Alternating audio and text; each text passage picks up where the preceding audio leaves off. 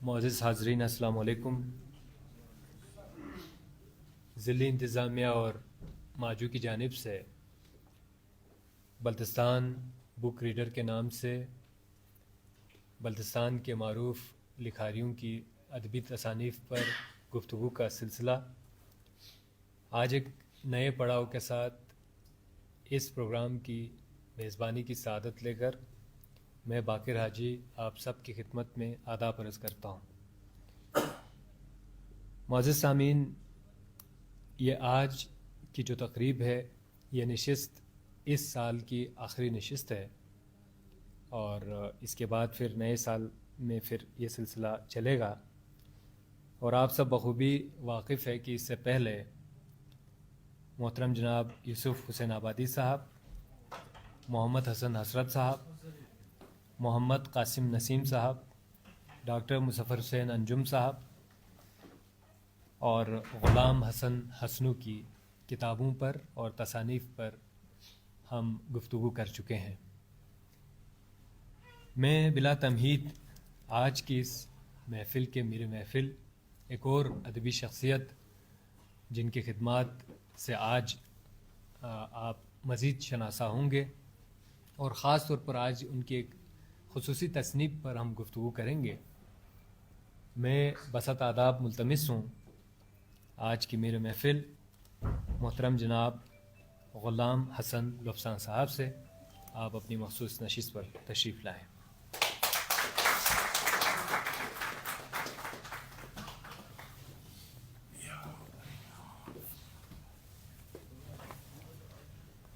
معزز سامعین، پروفیسر حشمت کمال الہامی کے اس شعر سے کہ پہاڑی سلسلے چاروں طرف ہیں بیچ میں ہم ہیں، مثال گوہر نایاب ہم پتھر میں رہتے ہیں، اس شعر سے لے کر ہمارے نوجوان شاعر یاسر پاروی کے ان دو اشعار تک کہ نہ ہی اس کا کوئی نعم البدل ہے، جہاں میں اس کا چرچا آج کل ہے، یہاں پر جا بجا مصرے پڑے ہیں، سکردو دست قدرت کی غزل ہے. یہ ایک عمر ہے، اس دوران ایک عرصہ گزرا ہے اور ادب کے اساتذہ یہاں موجود ہیں. انہوں نے عرق ریزی سے بلتستان کی تہذیب و ثقافت، یہاں کی تاریخ اور مختلف حوالوں سے کتابوں کی صورت میں، تصانیف کی صورت میں اس اثاثے کو، اس ورثے کو محفوظ بنانے کے لیے کوششیں کی ہیں. ہم ایک دفعہ پھر اس پروگرام کی وساطت سے ان تمام کا من حیث القوم بلتستان کے عوام کی جانب سے شکریہ ادا کرتے ہیں اور انہیں خراج تحسین پیش کرتے ہیں. خاص طور پر کتب بینی کا جو سلسلہ ہے، جو اب انفارمیشن ٹیکنالوجی کے بعد دنیا بھر میں مسدود ہوتی جا رہی ہے، یہاں پر ایک منفرد پروگرام ترتیب دے کر ضلع انتظامیہ، کمشنر صاحب اور ان کی ٹیم اور ماجو نے ایک نئی روایت قائم کی، جس میں ادبی اساتذہ کی موجودگی اور بلتستان کے نامور جو پیشہ ور حضرات ہیں اور اس کے علاوہ جو ادب دوست شخصیات ہیں، خواتین و حضرات جو اس میں موجود ہیں اور اس کے ساتھ جڑ چکے ہیں، یقیناً اس سے ہم اندازہ لگا سکتے ہیں کہ اس پروگرام کی کتنی ضرورت تھی اور کتنی اس کی اہمیت ہے. آگے بڑھتے ہیں کیونکہ آج ایک دقیق موضوع پر ہم نے گفتگو کرنی ہے اور میں سمجھتا ہوں کہ ادب کے اساتذہ میں جو شخصیات یہاں تشریف فرما ہیں، ان سب میں سب سے کم گو، سب سے خاموش طبع اور میری نظر میں سب سے جو کمپلیکس شخصیت ہے وہ آج یہاں موجود ہیں. کئی حوالوں سے آپ گفتگو کریں گے، آپ کو اندازہ ہوگا.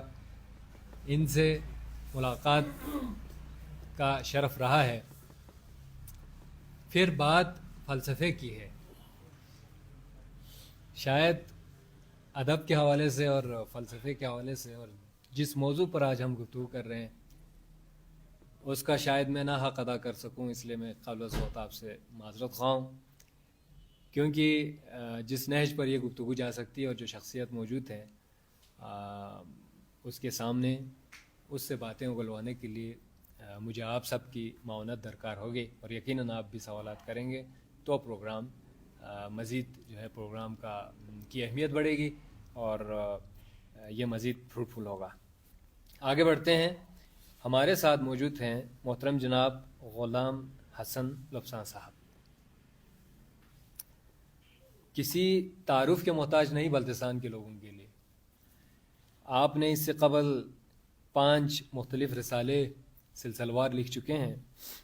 اس میں میمار گرست پہلا، لوبسانگ دوسرا، لوسر تیسرا، کسر چوتھا، یولن 5واں آپ کی تصانیف میں سے ہیں، اور اس کے علاوہ بلتی انگلش گرامر آپ نے لکھا، اور اس کے بعد جس کتاب کو آج ہم لے کر بیٹھے ہیں بون فلسفہ اور اس کی تاریخ کے حوالے سے آج ہم گفتگو کریں گے۔ میں محترم جناب غلام حسن لفسان صاحب کو ہمارے شرکاء کی جانب سے اور اپنی طرف سے سلام عرض کرتا ہوں۔ بہت شکریہ، آپ نے وقت دیا۔ آگے بڑھتے ہیں۔ میرے خیال میں نے آپ کو سلام کیا جس کتاب کو لے کر ہم بیٹھے ہوئے ہیں۔ مجھے نہیں معلوم کہ بون فلسفے میں سلام کی جگہ ہم کیا کہتے ہیں، میں تو سلام ہی عرض کرتا ہوں۔ اور ایک سوال سے ہم گفتگو کا آغاز کرتے ہیں۔ سر، تاریخ بون فلسفہ، ہم اس پہ مزید بات کریں گے، لیکن ایک منفرد خیال، ایک منفرد سوچ کس طرح آپ کو خیال آیا کہ اس پر کتاب لکھنی چاہیے یا اس پر تحقیق کی ضرورت ہے؟ بڑی مہربانی، آپ نے یہ بہت ضروری ٹاپک ہے جس پر بات ایکچولی کتاب میں لکھنا چاہیے تھا مجھے کہ یہ ان وجوہات کی بنیاد پر لکھا ہے، لیکن اگر یہ لکھے تو فلسفے کا مزہ نہیں رہتا ہے، ایک اختلاف آنا چاہیے نا فلسفے میں، تو اس وجہ سے میں نے نہیں لکھا۔ ابھی آپ نے یہ سوال کیا تو میں یہ کلیئر کروں گا کہ فلسفہ جہاں بھی آتا ہے نا تخلیق ہوتا ہے وہ ایک ماحول کے، ایک خاص ماحول کے رد عمل میں سامنے آتا ہے۔ اگر ماحول نہ ہو تو فلسفیانہ تخلیق ممکن نہیں ہے۔ مثلاً جس وقت میں یہ فلسفہ لکھنے کا مجھے ارادہ ہوا، وہ 3 حالات بہت شدید تھے یہاں۔ ایک تو بدامنی تھی بہت زیادہ، مذہبی ٹینشن بہت زیادہ تھے نا، تو اس سے مجھے ایک رد عمل سا ہوا ذہن کے اندر کہ یہ کیا جی مذہب ایک دوسرے کو کاٹ رہے، مار رہے، ڈال رہے، اور وہ بھی بے قصور، جس کا کوئی گناہ نہیں وہ سب مر رہے ہیں۔ ایک تو یہ پنچ کیا میرے ذہن۔ اب یہ سب بڑا لمبا تفصیل جانے کی ضرورت نہیں ہے، ٹائم اتنا نہیں ہے۔ دوسرا، ہمارے یہاں پر ایک اوہام کا جو ہے نا بہت شکار تھے لوگ اس وقت، آج سے 25-30 سال پہلے۔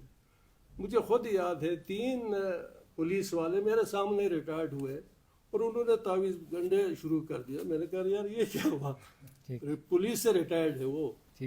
اسی طرح بہت سے لڑکیوں نے بھی یہ دھندا شروع کر دیا۔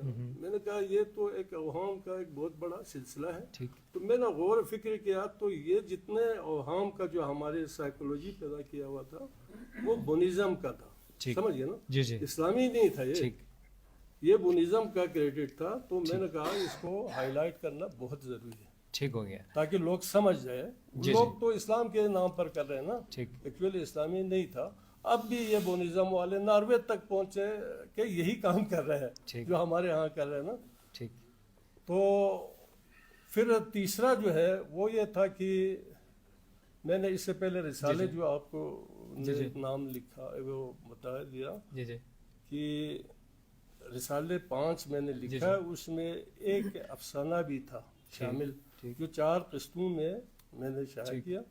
وہ جموں کشمیر کے وہ جدوجہد کے پس منظر میں لکھا تھا وہ افسانہ۔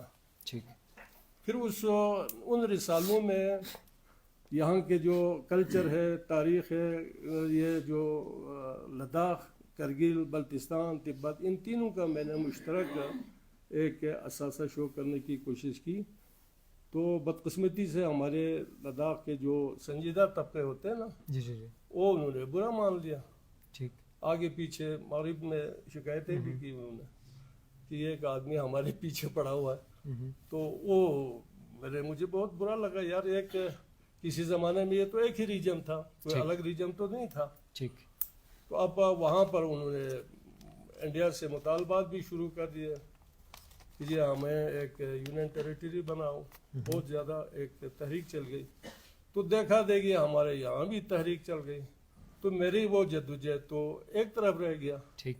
جو میں کہتا تھا یہ مشترک علاقہ ہے, تو میں نے سوچا پھر تو ان کے لیے سزا یہ ہے فلسفہ ہی لکھ دو بہت اچھا. تاکہ پیغام بھی ملے کہ یار میں نے یہ بند کر دیا ہے, مخالفت زیادہ وہ شدید نہ کرو. دوسری طرف یہ ہے کہ ایک تانا بھی تھا ان کو کہ یار دیکھو کسی زمانے میں ہم مذہبی طور پر بھی مشترک تھے.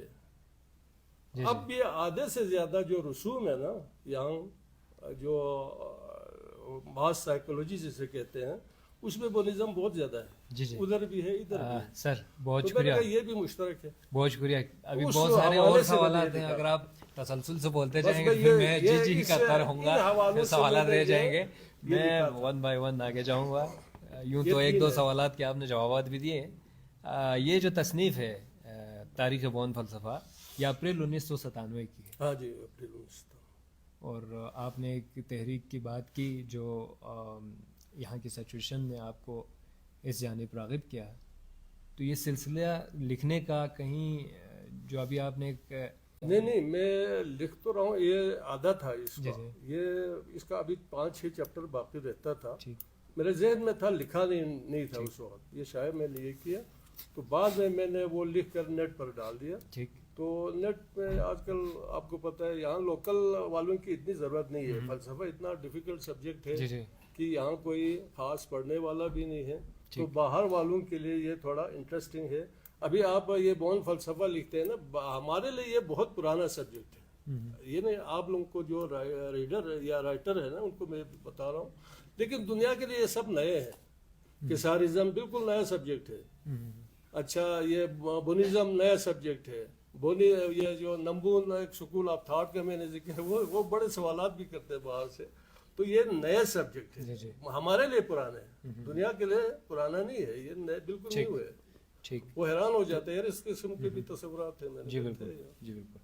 تو میں پھر یہی پوچھنا چاہ رہا تھا کیونکہ جس طرح کے حالات بدامنی کا اور جو یہاں پر جو فضا جس طرح کی تھی اس کا آپ نے تذکرہ کیا, تو میرا ایک سوال اسی حوالے سے بھی تھا کہ اس پر لکھنے کے بعد کیونکہ مذہبیت یا جو انتہا پسندی جہاں بڑھ جاتی ہے, مذہبی جنون جہاں بڑھ جاتا ہے, وہاں پر پھر نیا ایک فلسفہ انٹروڈیوس کرتے ہیں تو آپ کو مزاحمت کا بھی سامنا کرنا پڑتا ہے. تو میرا ایک سوال اس حوالے سے بھی تھا. آدھا تو آپ نے اس کا جواب اس طرح دے دیا کہ بیرون پاکستان جو ٹیریٹریز ہیں ہمارے وہاں سے وہ آیا, لیکن یہاں سے کوئی ایسی بات یا کوئی واقعہ یہاں سے دیکھو نا. اب ہمارے جی بی میں تو یہ نیا سبجیکٹ تھا. خیر تو سبجیکٹ تو ابھی یوسف صاحب نے تاریخ بلتستان لکھا, وہ بھی نیا سبجیکٹ ہے کیونکہ پرانے کسی نے نہیں لکھا ہے. حضرت صاحب نے تہذیب ثقافت لکھا, وہ بھی نیا ہے. لیکن یہ بھی ایک نیا سبجیکٹ ہے نا کہ فلسفے پر جی بی میں کسی نے نہیں لکھا تھا. تو فلسفے پر جب میں نے یہ پہلی مرتبہ لکھا تو 3 قسم کے سوالات مجھ سے کرنے لگے. بہت سے اب مطالعے کی کمی ہے نا ہمارے یہاں, فلسفہ کسی نے پڑھا نہیں ہے. تو زیادہ تر ایک سوال یہ کرتا تھا کہ آپ کو سرکار سے کیا انعام ملا. میں نے کہا یار فلسفے میں آج تک کسی فلسفی کو افلاطون سے لے کر اب تک کسی کو کوئی انعام نہیں ملا. سزا ملتا ہے لیکن انعام نہیں ملتا ہے. وہ اس لیے کہ وہ اسٹیبلشمنٹ کے خلاف یا جو اسٹیٹس کو کے خلاف ایک بغاوت ہوتی ہے یا ایک تنقید ہوتی ہے. سر ابھی کوشچنز ہیں میرے پاس فلسفے کے حوالے سے بھی ہیں, کیسارزم پہ بھی بات کریں گے, لیکن اس سے قبل اچھا ایک اور بہت ضروری ہے. اب لوگوں نے ایک اور تنقید کیا جی آپ اس کو اسلام کے نظر سے لکھنا چاہتا. میں نے کہا یار آپ لوگ کی سادگی ہے, اسلام کے نقطہ نگاہ سے ایک سورے کا آپ لاجیکل تشریح نہیں کر سکتے. اگر کرے گا تو وہ فتویٰ لگ جائے گا. कुफर के फतवे लगेंगे, तो लॉजिकली आपने मजहब को छेड़ना नहीं है। अकायद अपनी जगह पर है ना, फलसफे और मजहब का कोई तसादुम नहीं, कहीं भी नहीं है। लेकिन बाज़ औक़ात अपना अपना जगह छोड़ते हैं ना, उस वक़्त फिर सब्जेक्ट बन जाता है। मसलन मजहब का इल्मुल हिदायत है, अब वो हिदायत करते रहे तो कौन इससे छिड़ेगा। फिर फ़लसफ़ा हकीकत की तलाश में है, तो हकीकत वो हकीकत नहीं है जो मजहब उसकी तलाश में है। ये फ़लसफ़ा नेचर के हवाले से हकीकत के तलाश में है, न कि मजहबी अकायद के हवाले से नहीं है। समझिए ना, तो वहाँ भी कोई तसादुम नहीं है। आप गाड को माने, उसके मसदा किताब है उसके मुताबिक अमल करे, तो उससे तो कोई किसी को एतराज़ नहीं। यहाँ जो फ़लसफ़ा जिस हकीकत के मुतलाशी है वो है नेचर के हवाले से, कुदरत के हवाले से। सर उसकी तरफ हम आते हैं। मैंने आपको पहले कहा मोहतरम हाज़रीन कि कम्प्लेक्स शख्सियत है, तो वो इसी हवाले से कह रहा था, या तो मेरे सवालात इनके सामने ये देख देख के आगे बढ़ रहे हैं। जी जी, लेकिन आज तो बोलने का दिन है ना, लेकिन जो माहौल है, माहौल में वो कम बोलते हैं। आज तो बोलने के लिए ही लाया है, तो आज बोलना बनता है।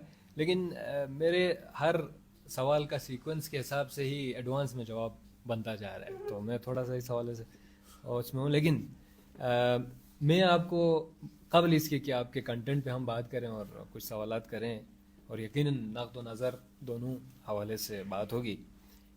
अगर आपको ये कहें कि इस किताब को दोबारा लिखने का आपको एक मौका दिया जाए, बेशक वो मतलब आप इसको रियल सेंस में ना भी ले लें, एक मौका आपको अगर दिया जाए, तो क्या आप इसमें रद्द-ओ-कत करना चाहेंगे? नहीं, इसमें कोई, हाँ इसमें तफसील हो सकता है, वसी हो सकता है, लेकिन जो सब्जेक्ट मैंने मुरतब किए हैं, तरतीब दिए हैं, उसमें कोई रद्द नहीं है। ठीक है, फिर मैं आपसे और सवालात कर सकता हूँ? हाँ करें जी आप। जी जी। अच्छा, किताब का उन्वान सर 3 अल्फाज का मुरक्का है: तारीख, बौन और फ़लसफ़ा। ये 3 है। ये 3 बहुत अहम अल्फाज है। ये अब मैं आपकी किताब को गो थ्रू मैंने किया, यकीन हमारे मोहतरम हाज़रीन ने भी आपकी किताब को इसी तरह ही पढ़ा होगा। एक जो तारीख को अगर हम देखते हैं, तो आप अपनी किताब के अंदर कहीं ये तारीख डिफ़ाइन करने में कामयाब नहीं हो सका कि ये बौन फ़लसफ़ा कहाँ से शुरू हुआ था। फिर बौन की हम बात करते हैं तो 3 तरह के बयानात आपकी किताब में आपने बयान किया है बौन के हवाले से। एक वो है जो इसके इंट्रो में मेरे ख़्याल में इंग्लिश में लिखकर हमारे मुंतज़मीन ने शेयर किया था, जो शामनिज़म के हवाले से उन्होंने कहा था कि तोनपा शाहरब ने इसको शुरू किया। आपकी किताब में कहीं उसका तज़किरा नहीं है, लेकिन जो प्रोमो दिया था उसमें शायद उसका तज़किरा था, जो इसके साथ लिंक नहीं है। तो बौन के हवाले से भी आप कहीं मुतमईन कोई स्टेज पे हमें नहीं लेकर गए, फिर हम फ़लसफ़े पे करेंगे। आप इन 2 हवालों से क्या कहना चाहिए? नहीं, तारीख़ बौन फ़लसफ़ा, एक्चुअली मैंने ये बौन एक बौन फ़लसफ़ा नहीं है, बौन रिलीजन है एक्चुअली। तो जी जी जी जी, तो मैंने फ़लसफ़ा लिखा है कि उसका एक्चुअल दानिश क्या था। जी जी, समझ गया ना, शनरब मिदो का है, इधर जिक्र है इसमें। तो बौन शनरब मिदो उसका नाम था, जो इसने ये फ़लसफ़ा जो ये अकायद दिया। ठीक। तो अब मैंने बोनिज़म तो नहीं लेना था, बोनिज़म वो एक मजहब है, वो उसके बड़े अकायद भी है, वो तिब्बत में काफ़ी फॉलोअर्स भी है, वो फिर कहीं एतराज़ ना करे ना। तो इस वजह से मैंने यहाँ के जो रिमेन्स थे तारीख़ी, यहाँ जो बाक़ियात थे, उस पर मैंने रिसर्च किया है, उस बॉन्ड को मैंने छेड़ा नहीं है। सर फिर मिसगाइड होगा ना? नहीं, मिसगाइड नहीं ना सर, मैं एक रीडर हूँ, मुझे आपके दिल में जो बात है उसका नहीं पता। आपने तो मेरे सामने किताब ला कर रख दी, मैं आपकी किताब को रीड करता हूँ, तो मुझे नहीं पता कि आपने इसको फ़लसफ़ा इस तनाजुर में कहा है कि आप बोनिज़म को छेड़ना नहीं चाहते हैं। हाँ, बोनिज़म अकायद को तो छेड़ना नहीं चाहते। और दूसरा जो बोन की आपने बात की, तो वहाँ पर तो आपने लिखा है कि एक बोन नामी एक ख़ानदान का शजरे नसब मौजूद है, मिदो इसका नाम था। तो आपने उसमें गालिब तस्वुर ही यही दिया है कि ये कोई शख्स था। हाँ, ये शख्स था ना, बोन चंद्रब मिदो एक शख्स का नाम है। बोनिज़म वालों का दावा है वो 18,000 साल पुराना हिस्ट्री है इनकी। तो اس کا علاقے کا نام کوئی علمو لونگرنگ تھا. جی جی بالکل. علمو لونگرنگ اب یہ ہماری لینگویج کا حصہ تو ہے لیکن کہاں واقع ہے وہ نہیں پتہ. لوکیشن پتہ نہیں ہے. جی خود تو بونزم والے جو فالوورس ہیں وہ بھی اشارہ ہماری طرف کرتے ہیں وہ علاقہ ادھر کہیں جی تھا. جی جی تو اس حساب سے میں نے وہ ڈیٹیل تھوڑا دیا ہے کہ بونشن. اب پھر اس کا ایک خاندان بھی تھا یہاں بوندے پا. میں نے وہاں ہمارے یہاں ایک حاجی تھا وہ دعویٰ بھی کرتا رہتا تھا ہم پرانے شہید تھے. تو میں نے کہا جی پھر وہ بنتا ہے پھر اسی کا ہی خاندان ہو سکتا ہے. تو یہی میرا بیسک سوال تھا اس کے حوالے سے میں نے لکھا ہے. دیکھیں تاریخ جب تاریخ دیکھو نا تاریخ سے مراد یہ ہے یہ کرنٹ نہیں ہے. ٹھیک سمجھئے نا ٹھیک ہو گیا. یہ گزر چکا ہے. یہ ایک فکری نظام تھا وہ جو گزر گیا. جی جی فکری نظام کے لیے 3 شرائط کا پورا ہونا مسٹ ہے. ٹھیک. ایک ہے مثلا تھیسس ہے. جی جی سب سے پہلا جو سبجیکٹ ہے تھیسس کا آتا ہے. پھر اینٹی تھیسس کا سے بھی گزرنا مسٹ ہے. پھر سائنتھیسس. سمجھئے یہ 3 سٹیج سے گزرتا ہے تو وہ فکری نظام بنتا ہے ادروائز نہیں بنتا ہے. تو بونزم کو میں نے تھیسس ڈکلیئر کیا. پھر اس کو یہ تنقید سے بھی گزر گیا. 200-300 سال تک وہ کسر نے اس پر کافی کنٹرول حاصل کیا. بڑے عقائد بہت فروغ ہوا نا بہت زیادہ شدت پسندی آ گئی بونزم میں. تو پھر کسرزم نے اس کو کنٹرول لگام دینے کی کوشش کی تو وہ تنقید سے گزر گیا. پھر ایک تشریحی ایک فکر آ گیا. یہ جو صومالیک ہے وہ ایک تشریحی فکر بھی سامنے آ گیا. تو یہ صومالیک کو میں نے سائنتھیسس قرار دیا. تو یہ ایک مکمل فکری نظام بن گیا. ٹھیک. صومالیک اور اس پہ آتے ہیں سر. ابھی تاریخ کے پر بات ہو گئی اور بون پر بات ہو گئی. فلسفہ رہ گیا. اچھا فلسفے میں آپ نے کہا یہ تو فلسفہ بیسیکلی نہیں ہے کیونکہ جب ہم اس کو پڑھتے ہیں فلسفہ ہے مذہب نہیں ہے. میں نے یہ کہا آپ کو مذہبی عقائد کا میں نے ذکر کیا ہے. ان کے بنیادی عقائد یہ تھے سمجھ گیا. لیکن پھر ان کے جو ارواح تھے نا گاڈ کے حوالے سے وہ میں نے اس پر زیادہ تر ڈسکس وہی کیے. تو فلسفے کا وہی بنتا ہے. پھر آپ نے 2-4 جگہوں پر اس کتاب میں یہ تذکرہ کیا ہے کہ جو ان کا بلیف سسٹم ہے وہ استدلالی نہیں ہے, عقل پر نہیں ہے, توہمات پر ہے. تو فلسفہ عقل کا نام نہیں ہے, لاجکس کا نام لاجک کا نام ہے. لیکن دیکھو نا اب آپ ما بعد طبیعیات یہ بھی فلسفے کا ایک سبجیکٹ ہے. سمجھ گیا نا. تو ما بعد طبیعیات میں آتے ہیں یہ. سمجھ گیا نا. میں نے اس حوالے سے لکھا ہے کہ ما بعد طبیعیات بہت زیادہ تھے اس میں. ٹھیک. کہ میٹیریل نہیں تھے نا, مقصد ایک اسپریچول عقائد بہت زیادہ تھے. ٹھیک. زیادہ تر یہی تو خود ما بعد طبیعیات بھی فلسفے کا ایسا ہے. بالکل ہے, بالکل ہے, الگ نہیں ہے, ایسا ہی ہے, بالکل ہے. اور اس میں پھر یہ تضاد ہمیں نظر آتا ہے. اس کی کوئی خاص وجہ کہ ایک جگہ آپ نے لکھا ہے کہ وہ عقلی اس پر بنیادوں پر کھڑی ہے, 1-2 جگہوں پر آپ نے لکھا ہے کہ عقل ما بعد طبیعیات کے خلاف ہے نا. جی جی عقل بالکل خالص عقل جو ہے نا, انالائٹیکل جو فلسفی ہے وہ ایک الگ ہے. سائنٹیفک ریسرچ اس کے اگینسٹ ہے, سائنٹیفک یا میٹیریل بنیاد پر ہوتا ہے. تو فلسفہ ایکچولی ہوتا بھی مائنڈ اور میٹر کا ہے نا. مقبول ہے.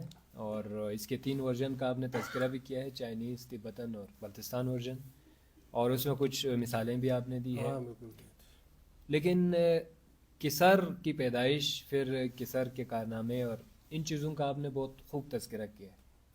لیکن جو کسرزم کے کیا آپ ایک نظریہ دے رہے ہیں اس نظریے کا تذکرہ کتاب میں نہیں ہے.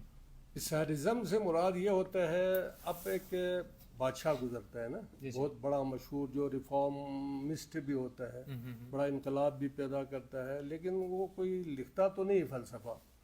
اس کو بعد میں لوگ پھر جب لکھتے ہیں تو اس کو کہتے ہیں بیہیویئرسٹ فلسفی, یعنی کہ اس کا بیہیویئر کو ایک فلسفی کا سبجیکٹ بناتا ہے.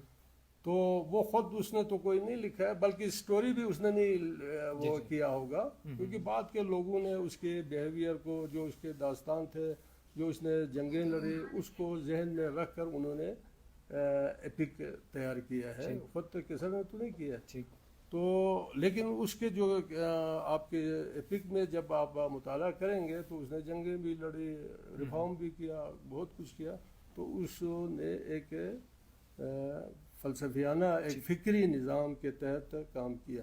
ٹھیک. تو اس حساب سے میں نے کیسارزم لکھا ہے. ازم یعنی کہ ایک ارادہ یا ایک فکری ارادہ تحریک کے طور. ٹھیک.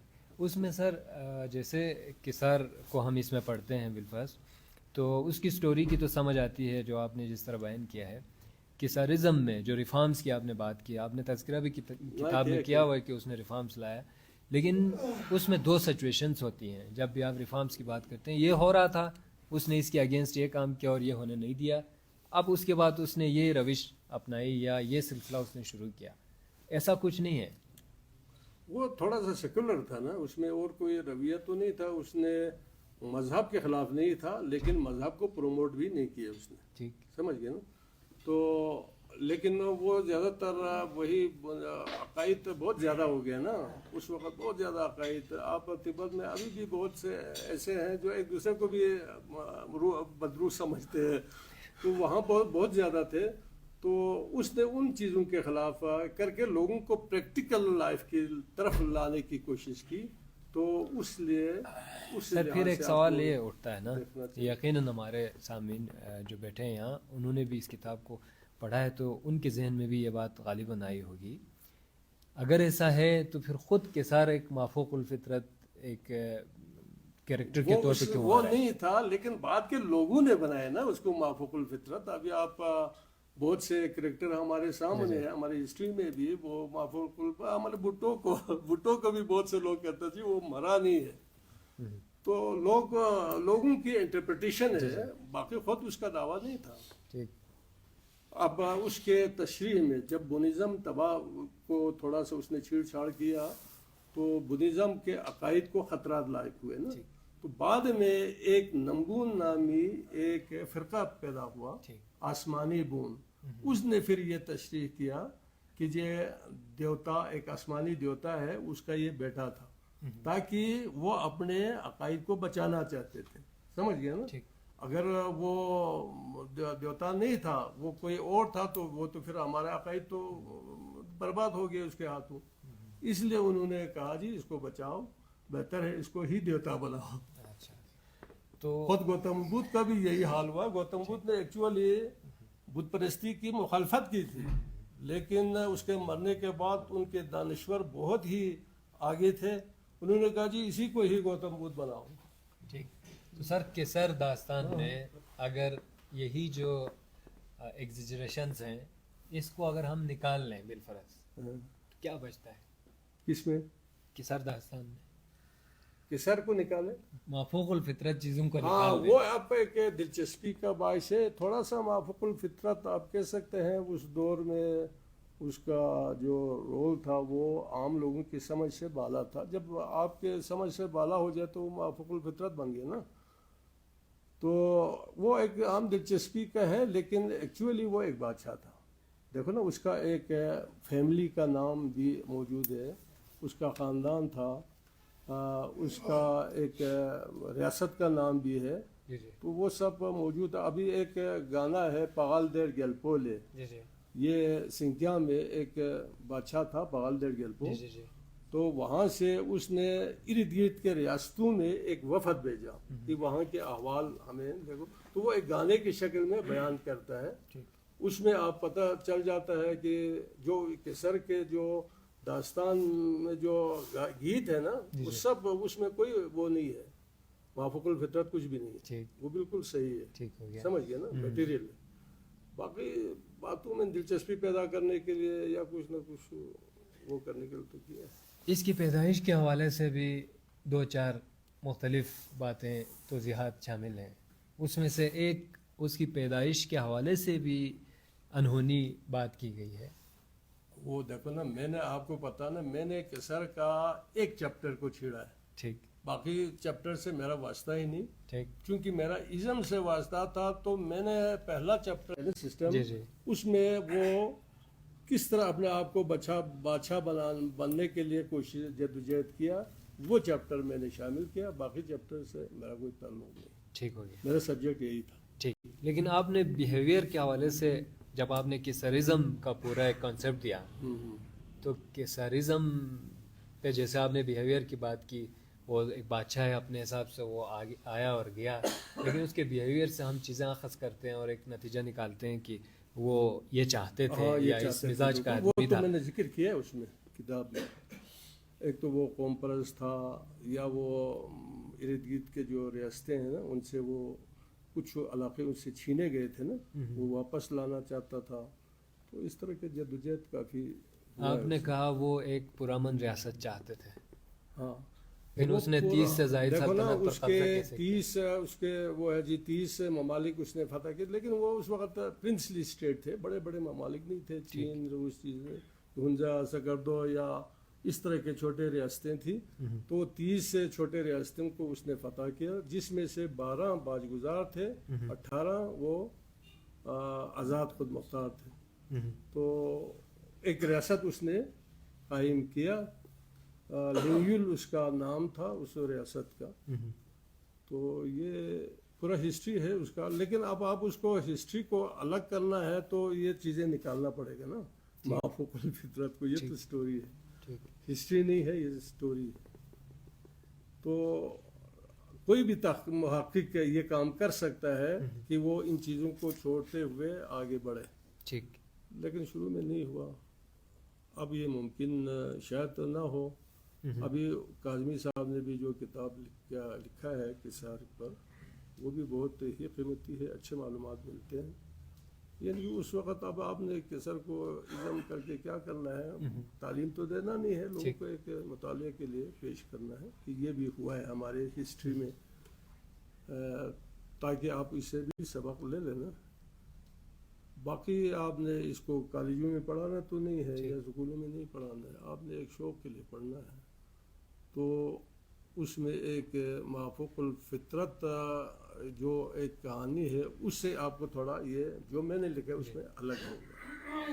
میں نے کہا کہ وہ بالکل ایک ہیومن شیپ میں تھا, باقاعدہ اس نے جدوجہد کیا اور جنگیں لڑی ہے. ہاں, اس کا میں نے آج ایک نیٹ پر بھی دیا ہوا, وہ کافی مقبول بھی ہوا, دا ورلڈ آف ایلینز کے نام سے نا, وہ میں نے انگلش میں لکھا ہے.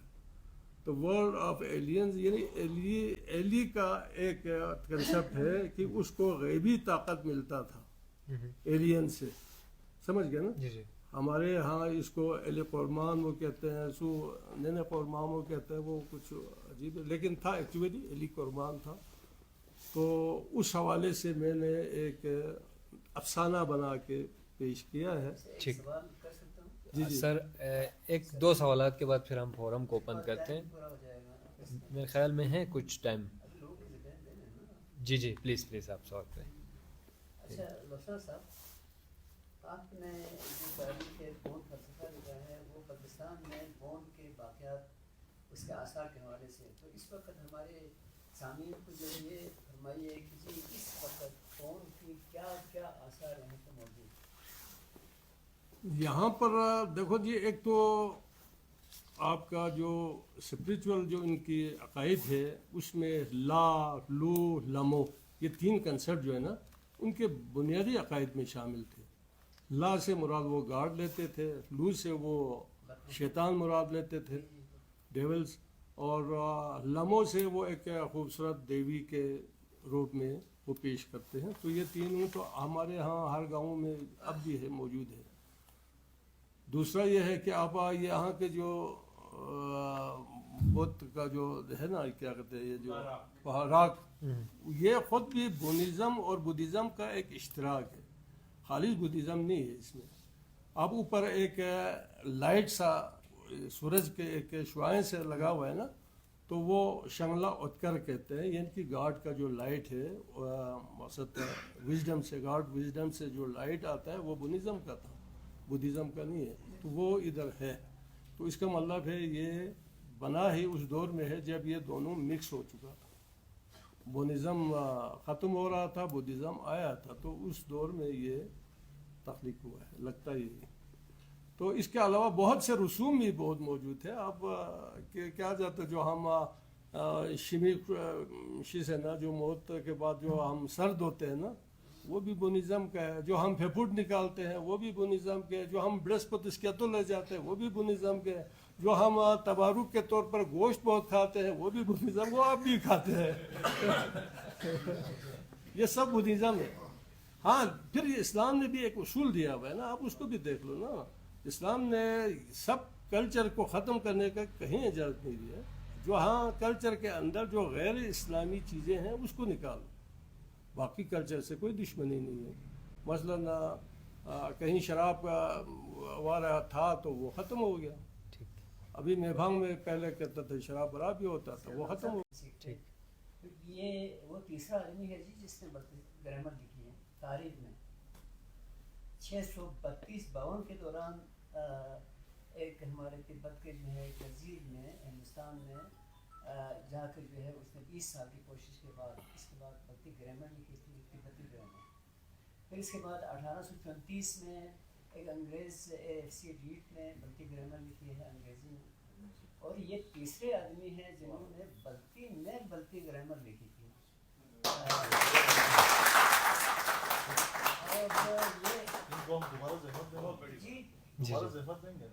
नहीं ये अभी हाँ नहीं अभी पहले आते ना, ये ज़्यादा दिलचस्प बन जाती। चलो तो फिर ये तीसरे आदमी है जी जिन्होंने बल्ती ग्रामर लिखी है। और फिर इनकी बल्ती ग्रामर को बर्न यूनिवर्सिटी स्विट्जरलैंड में अंग्रेजी में इसको वो किया है, ट्रांसलेशन किया है। जी जी। इनकी ये किताब जो है आलमी शोहरत की किताब बन गई है, ये जो ग्रामर की किताब। अब रहा ये बौन फलसफा, और रियली ये यानी देखें ये इसको रिप्लेस किया था बुद्धिज़्म ने। बुद्धिज़्म में जो है वो ये बुद्ध वो क्या गौतम बुद्ध जो है वो पैदा हुआ है 666 में, 566 कब्ल मसीह में। तो उससे पहले ये काफ़ी सदियाँ जो है बौन मत जो है वो चलता रहा है। फिर इसके बाद जब बौन मत आया और बुद्धिज़्म आया तो इसके दरमियान में यानी इस तरह से मुनाकिशत जो है वो जारी रही कि जी उसी के नतीजे में तिब्बत के टुकड़े हो गए थे ये 842 में। इसमें पहला चैप्टर मैंने यही सल्तनत के जो है टुकड़े हो गए। तो बौन मत और बुद्धिज़्म के जो है वो उनके फॉलोअर्स के झगड़े के नतीजे में, और फिर तवाइफुल मुल्की हो गई। तो 3 सदियाँ जो है ये पूरा खत्ता जो है वो छोटे छोटे राजवाड़ों में तकसीम बना। तो प्लीज़ और किसी का सर सवाल? Thank you very much sir, बहुत शुक्रिया जी। प्लीज यूसुफ साहब ने एक सवाल क्लियर कर दे कि गौतम बुद्ध से पहले का क्रेडिट है बॉम का। हाँ जी जी। आपका एक खूबसूरत एक जो आपके से निकला था ओहम परस्ती। जी जी। डॉक्टर गुलाम जलील भरत तो ओहम परस्ती में जो तारीफ वगैरह देते हैं उसकी तो हिमायत करता है, तो आपने इस किताब में क्या मुखालफत में लिखी है? इसमें मैंने अब आके मुखालफत इसलिए किया है कि अब इल्म का दौर है ना, अब इस नॉलेज के दौर में आप अजीब अजीब एक्टिविटीज़ में लगे रहें, डॉक्टर से रुजू ना करें, तो फिर अब अफसोस तो होता है। पुराने दौर में तो सही था, इसलिए कि और कोई चारा नहीं था ना इसके अलावा। तो अब वो फैसिलिटीज़ मिलना शुरू हुआ है, तो अब आपको इल्म की तरफ रुजू करना पड़ेगा, ज़्यादा बेहतर यही है। जी सर।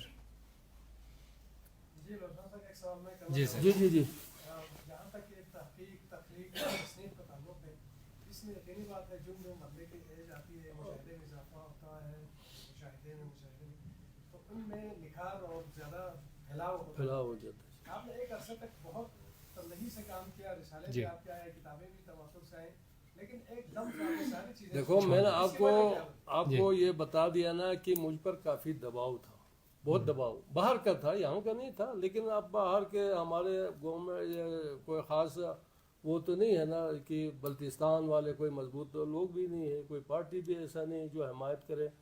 तो फिर मैं अकेला था, इसलिए मुझे सबसे पहले तो आपको ये मैं बताता हूँ ना कि दबाव क्या था कि ये शाया हुआ।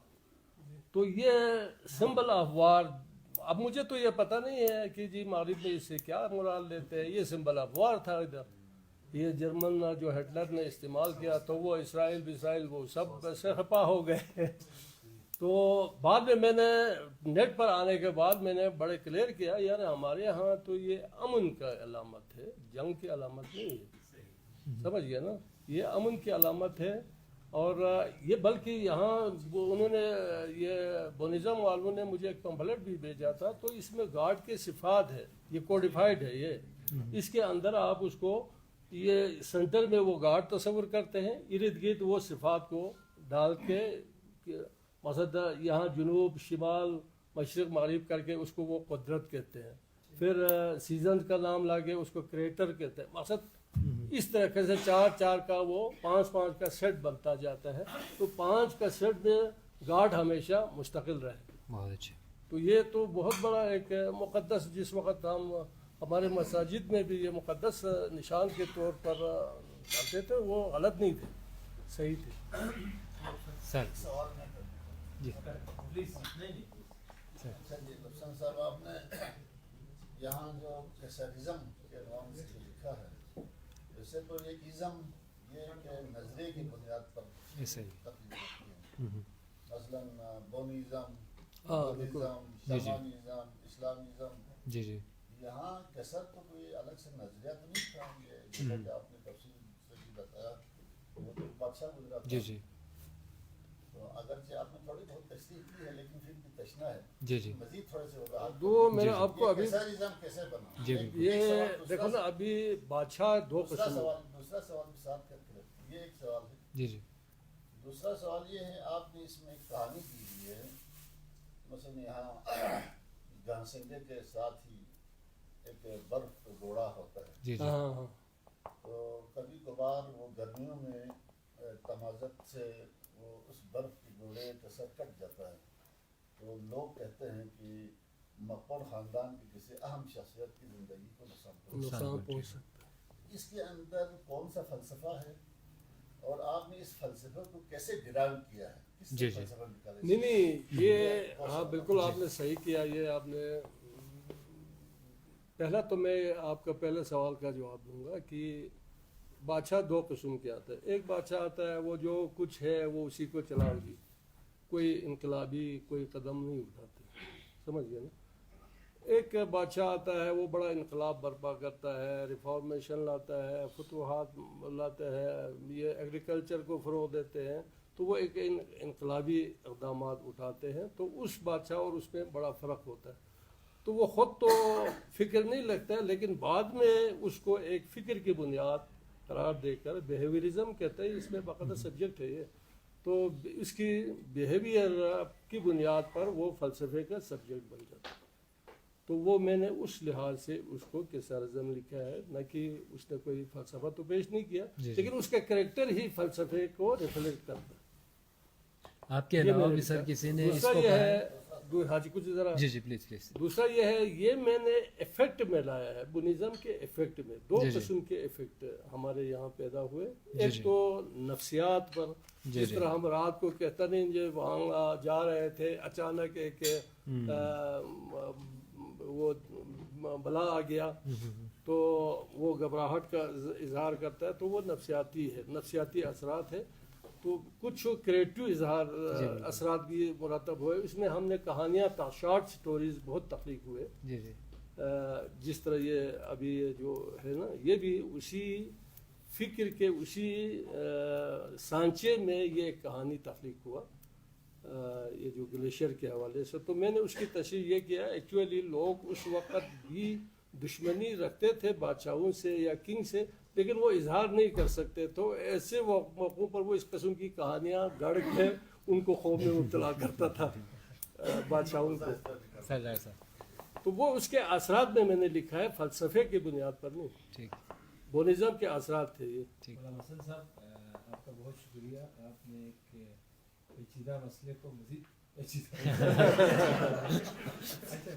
एक चीज़ बताएं, एक कदीम मजहब बताया जाता है बुद्धिज़्म से भी पहले, वो बोनचोस या बोनचोस या जी, जी। बोनचोस है, बोनचोस। यहाँ जो देवमालाई चीज़ें जो उन पे सुपरनेचुरल जी, जी। पे बिलीव करते हैं लोग, इससे कई गुना ज़्यादा शिना बोलने वाले इलाकों में ये मावराई मखलूक है। क्या ये बहुत फलसफा से बल्तिस्तान तिब्बत तक महदूद है? ये हमारे पूरे गिलगित बल्तिस्तान, बस यहाँ पे आपने 3 मावराई शख्सियत हैं, जबकि अस्तोर और गिलगित में ये 25 के करीब मावराई शख्सियत हैं। پانی کا خدا الگ ہے، چولہے پہ ایک اندر گوشت کی بوٹی پھینکتے تھے، باتھ روم میں کوئی اور ہے، جہاں مویشی ہے وہاں اور بلیفس اس طرح کے. دوسرا جو یہ نشان ہے سواستکا کا، یہ 4 مذاہب کا مقدس نشان ہے، ہندوازم، بدھزم، جینزم اور بونچوس. اس کا ثبوت بدھزم اس میں زیادہ ہے بجائے بونچوس. اس کا ثبوت یہ ہے کہ داریل کی جو مونسٹری ہے اس سے سونے کا اتنا بڑا سواستکا بنا ہوا برآمد ہوا. اس بارے میں آپ کیا حقیقت ہے؟ اور تیسرا آپ نے کیسر کا کہا 3 ورژن تھے، کتنے ورژن؟ 3 بتائے. ایسا نہیں ہے، اس میں بروشسکی ورژن ہے جس پہ کام ہوا ہے، گلتری کی شنا ورژن ہے جس پہ 86 صفحات پہ انگریزی میں ٹرانسلیشن بھی ہے شنا سے کیسر جو ہے نا. تو یہ کوئی 4 ورژن ہے، بلتی اور لداخی تھوڑا مکس ہے الگ. بروشسکی اور شناف گلتری، ناٹ شناف استور اور ڈیجٹ، شناف گلتری. اور یہ باقاعدہ ریکارڈڈ ہے شنا میں پوری ایپک جس کا انہوں نے ترجمہ کیا، میرے پاس اس کا اسکرپٹ موجود ہے. تو اس بارے میں آپ کیا کہتے ہیں؟ تو یہ ابھی میں نے تو صرف یہ تبت کے حوالے سے لکھا ہے نا، تو اس میں بلتستان، لداخ اور تبت کو میں نے سبجیکٹ بنایا ہے. تو یہاں بلتستان کے اندر جو ورژن ہے اس کو میں نے نہیں چھیڑا ہے، وہ میرے خیال میں کاظمی کی کتاب میں ہوگا، یا کچھ لوگوں نے جو یہاں جو لوکلی یہاں جو ورژن تلاش کریں گے نا وہ تو لکھنا پڑے گا کہ جی گلتری کا ورژن ہے یا ہنزا کا ورژن ہے، وہ ہے. لیکن میں نے ایک مین جو تبتن کو ایک بنا دیا نا سبجیکٹ، اس میں پھر یہ 3 زیادہ تر مشہور تھے، وہ میں نے وہ لکھ دیا. اور بھی ورژن ہے، یہ تو کہانی وسط ایشیا میں بھی مقبول تھا، ایون روس میں بھی تھے، کچھ علاقوں میں جو التائی سے آئے تھے نا ان میں بھی مقبول تھے.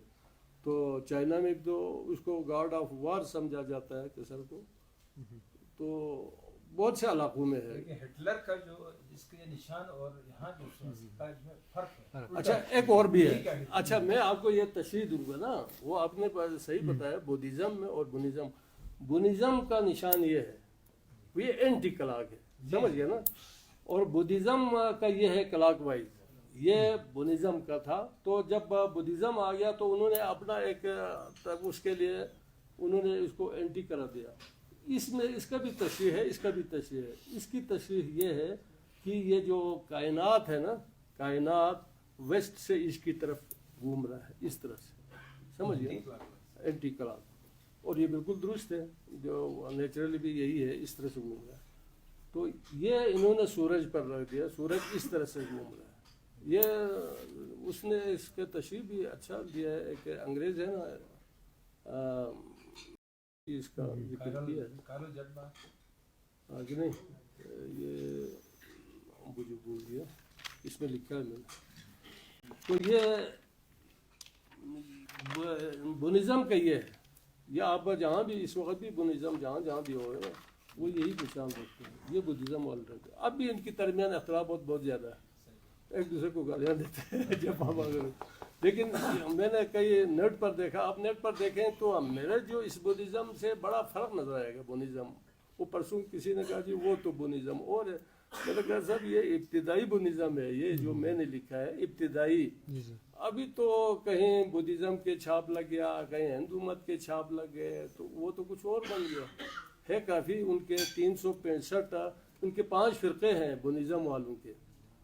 ایک تو یوندوں بون ہے، دوسرا نمبون ہے یعنی کہ آسمانی بون، تیسرا سوربون کوئی ہے، یعنی 5 ہے اس طرح. تو اب بھی جب میں نے یہ لکھا تو بدھزم والے ناراض ہو گئے مجھ سے کہ اس نے خواہ مخواہ نہ کھایا نہ پیا، ہمیں ایک امتحان میں ڈال دیا. ہاں کس کا؟ بون کے بالکل. اب میں کیا کہوں، وہ کہے گا تو ہمارے مولانا ناراض ہوتے. اسلام کی طرح ہے، یعنی کہ غیبی طاقتوں پر